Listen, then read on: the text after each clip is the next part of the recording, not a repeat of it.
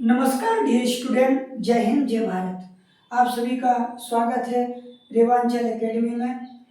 जैसा कि आप बोर्ड पर देख रहे हो इंग्लिश, मैं आपको इंग्लिश लैंग्वेज से इंट्रोड्यूस करवाऊंगा। इंग्लिश लैंग्वेज बोलना, लिखना, पढ़ना और साथ ही साथ कंपटीशन एग्जाम में काम आने वाली चीज़ों को भी हम डिस्कशन करेंगे। इंग्लिश के हर टॉपिक पर एक भी टॉपिक हम नहीं छोड़ेंगे, हर टॉपिक पर डिटेल में पढ़ेंगे, डिस्कशन करेंगे। तो आइए हम बिना देरी किए शुरुआत करते हैं। मैंने इसीलिए पहले ही लिख रखा है ताकि ना तो आपका समय वेस्ट हो और ना मेरा। तो आइए शुरुआत करते हैं। English English is a language. English जो है एक भाषा है। आप जानते हो भाषा क्या होती है? भाषा हमें अपनी बात दूसरे तक पहुंचाने के लिए जो हम ध्वनि का इस्तेमाल करते हैं उसी को हम भाषा कहते हैं। तो आइए हम इसे डिटेल में देखें। तो भाषा की जो छोटी इकाई होती है उसे हम वर्ण कहते हैं। हिंदी में वर्ण को लेटर कहा जाता है। हिंदी में वर्ण को क्या कहा जाता है? लेटर। इसको क्या कहा जाता है? लेटर। अल्फाबेट, हिंदी में वर्णमाला होती है, वर्णमाला को ही इंग्लिश में अल्फाबेट कहा जाता है। आप देखना, मैंने ये माला बनाई, मैंने ये एक माला बनाई। माला फूलों से बनेगी, तो फूलों से मैंने एक माला बनाई और फिर मैंने उसमें से एक फूल निकाल कर आपसे पूछा कि क्या यह माला है? तो आप कहोगे नहीं, यह माला नहीं है, अपितु है ना, यह तो क्या है? एक फूल है। ठीक है। तो इसी तरह जब सभी लेटर इकट्ठा होते हैं ग्रुप में और जो माला बनती है उसी को वर्णमाला कहा जाता है, और वर्णमाला को ही इंग्लिश में अल्फाबेट कहा जाता है। ध्यान देना, जिस तरह माला से निकले हुआ एक फूल को माला नहीं कहा जाता, उसी तरह इस अल्फाबेट में जितने भी लेटर है उनको किसी एक को ले लूं मैं, जैसे आर को लिया मैंने, तो क्या आर जो है क्या अल्फाबेट है? नहीं ना। जिस तरह एक फूल माला नहीं होगी, इसी तरह अल्फाबेट का जो एक लेटर है वो अल्फाबेट नहीं होगा, बल्कि यह आर क्या है? कोई पूछेगा कि यह क्या है, तो ये आर जो है इंग्लिश अल्फाबेट का एक लेटर है। यह कई बार यह क्वेश्चन कॉम्पिटिटिव एग्जाम में पूछा गया है, कई बार यह इंटरव्यू में भी पूछा गया है। तो एक एक चीज पर आप ध्यान दें। अब हम आगे की ओर चलते हैं। अल्फाबेट में कई सारे लेटर होते हैं। तो अल्फाबेट में जो है there are 26 letter in English language. English alphabet में 26 लेटर होते हैं। जिस तरह हिंदी भाषा में मात्राओं के लिए स्वर और व्यंजन, मतलब सारे वर्णों को अलग अलग कैटेगरी में डिवाइड किया है कि स्वर जो होंगे वो मात्राओं के लिए यूज हो गए और जो मात्राओं के लिए यूज नहीं होंगे वो व्यंजन होंगे। उसी तरह इंग्लिश लैंग्वेज में भी स्वर और व्यंजन होते हैं, बस फर्क इतना है कि उनको इंग्लिश में स्वर को बोला जाता है वोवेल और व्यंजन को बोला जाता है कॉन्सोनेंट। वर्क वही है, वोवेल का काम है, स्वर का काम है मात्राओं का, और व्यंजन कॉन्सोनेंट का काम है मात्राओं का नहीं, है ना। इनको स्वर इसलिए बोलते हैं, जो मात्रा है जिनकी लगेगी स्वर की, इनको स्वर जिनको बोलेंगे अगर उसमें हमारे स्वतंत्र अगर वो बोले जाते हैं, अगर वो स्वतंत्र बोले जाते हैं तो वो स्वर होंगे, वोवेल होंगे, उनकी मात्राएं लगेगी। लेकिन जो स्वतंत्र रूप से नहीं बोले जा सकते हैं या फिर उनमें किसी न किसी की मदद लेनी पड़ती है हमको बोलने की, तो हमें उसे कॉन्सोनेंट बोलना पड़ेगा।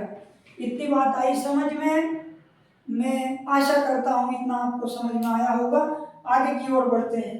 अब हमारे जो अल्फाबेट होते हैं इंग्लिश के, उसमें वोवेल होते हैं स्वर, ए ई आई ओ यू, है ना, मतलब 5 हमारे होते हैं वोवेल, और 5 के अलावा जितने भी लेटर बच रहे हैं वो सभी कॉन्सोनेंट की श्रेणी में आते हैं। अब 26 लेटर होते हैं, 5 हो गए हमारे स्वर, तो बचे कितने 21। तो ये जो 21 है ये हमारे कॉन्सोनेंट होते हैं। तो कोई भी पूछे वोवेल कितने होते हैं तो 5 और कॉन्सोनेंट 26, और कौन कौन से होते हैं तो ये हमने लिख दिया है। आगे की ओर बढ़ते हैं। हम हिंदी भाषाई देश में रहते हैं, हमें हिंदी बोलना आता है, तो हमें इंग्लिश को हिंदी में नहीं बल्कि हिंदी को इंग्लिश में बनाना सीखना पड़ेगा। इंग्लिश को तो हम हिंदी में यूं ही बना लेंगे अगर हम हिंदी से इंग्लिश बनाना सीख गए। तो इसीलिए मैंने पहले हिंदी अल्फ़ाबेट लिखे और उनको इंग्लिश में उनसे क्या बनता है वो लिखा है। आप जानते हो हिंदी लैंग्वेज में हिंदी में स्वर कौन कौन से होते हैं? अ आ इ ई ए ऐ ओ औ अम अह ये होते हैं। और इनके लिए इंग्लिश में कौन कौन से लेटर यूज होते हैं ये हमने लिख दिया है। अगर आ आए तो ए लगाना है, बड़ा आ आएगा अर्थात आ की मात्रा आए तो हमको डबल ए लगाना है। ई आएगा तो कभी हमको ई लगाना पड़ेगा कभी आई, है ना, ये हम आगे डिस्कशन करेंगे। बड़ी ई आएगा तो डबल ई, लेकिन याद रखना अगर हम हिंदी से इंग्लिश बना रहे हैं, हिंदी से तो मैं बता रहा था कि बड़ी ई आएगा तो डबल ई आएगा, लेकिन कभी कभी जब बड़ी ई आएगा अगर हम हिंदी से इंग्लिश बना रहे हैं, मतलब हिंदी में मान लो कोई नाम है रानी, अगर इसका इंग्लिश में बना रहे, अब इसको इंग्लिश में तो कुछ नहीं कहेंगे रानी ही कहेंगे, इसकी स्पेलिंग जब बनाएंगे रा आर से र से आर, आ की मात्रा से ए लगाना है और ना से एन, और बड़ी ई जब आएगा अगर लास्ट में बड़ी ई आया बड़ा ऊ आया तो हमको बड़ी ई से डबल ई बनता है लेकिन आई लगाना है।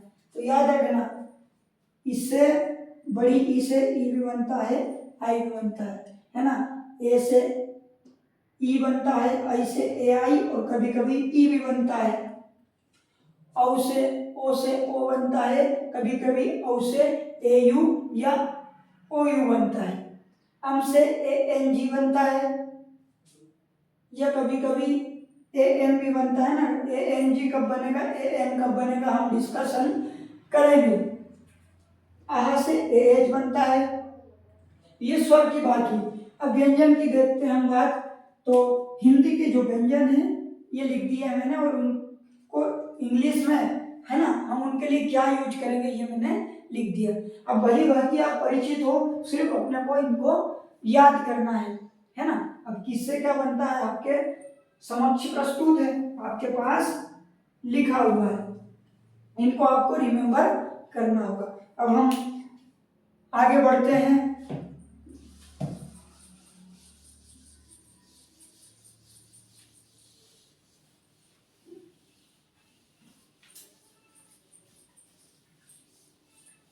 हमने डिस्कशन किया था लेटर, अल्फाबेट में 26 लेटर होते हैं। अब वो जो 26 लेटर होते हैं है ना, तो लेटर सबसे छोटी यूनिट है ना इंग्लिश लैंग्वेज की क्या है लेटर।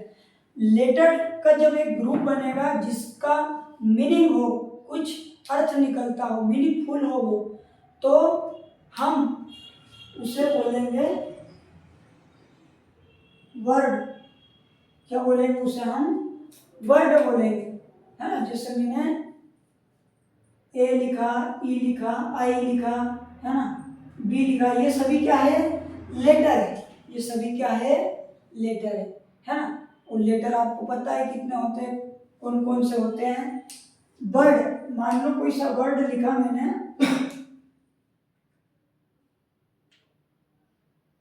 मैक, क्या लिखा मैंने मैक, मैक यानी क्या होता है बनाना, मैक यानी बनाना, तो इसका अर्थ निकला इसमें एम एक वर्ड एक लेटर है, ए एक लेटर है, के एक लेटर है, ई एक लेटर है। इसमें 4 लेटर है। कितने लेटर है? 4। और 4 लेटर से बनकर एक वर्ड बना और उसका मीनिंग निकल रहा, अर्थ निकल रहा है। ये मीनिंगफुल वर्ड है, इसीलिए ये वर्ड कहलाएगा। ठीक है। अगर इसका अर्थ ना निकले, मान लो मैंने ए में के लिख दिया, इसका कोई अर्थ है नहीं है, तो ये वर्ड नहीं है। ठीक है। आइए हम आगे की ओर चलते हैं। अब वर्ड से मिलकर बनेगा सेंटेंस। क्या बनेगा? सेंटेंस। वर्ड से मिलकर बनेगा सेंटेंस।